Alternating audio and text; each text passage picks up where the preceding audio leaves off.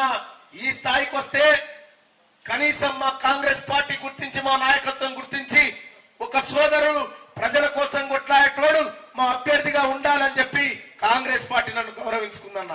వామపక్ష పార్టీలు నాకు అండగా నిలబడ్డాయన్న. ఇన్ని అండగా నిలబడితే ఇవాళ కేటీ రామారావు మాట్లాడుతా ఉన్నాడు ఏమని అన్నా తీన్మార్ మల్లన్న బ్లాక్ మెయిలర్ అని మాట్లాడుతున్నా. నా ఆస్తులు ప్రభుత్వానికి రాసిచ్చినన్నా బ్లాక్ మెయిలర్ ఇట్లుంటాడా అన్న ఎక్కడన్నా? ఒక్కసారి ఆలోచన చేసుకోండి.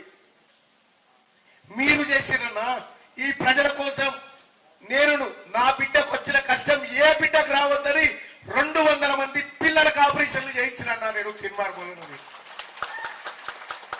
ఇలా ఈ రకమైనటువంటి విధానంతో నేను ముందుకు పోయి నేను రైట్ టు రీకాల్ పెడతా అని చెప్పినన్నా. మీకు దమ్ముందా అది పెట్టే సోదరులారా? ఇంకంతేకాదు ఒక తీన్మార్ మల్లన్న తెల్లంగేసుకుంటే కూడా ఓర్వట్లేదన్న టిఆర్ఎస్ పార్టీ కేటీ రామారావు అలా వేసుకోవద్దా?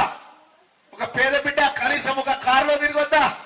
ఒక బీసీ బడుగు బలహీన వర్గాల బిడ్డ ఎన్నికల్లో పోటీ చేస్తే ఓర్చుకోరా?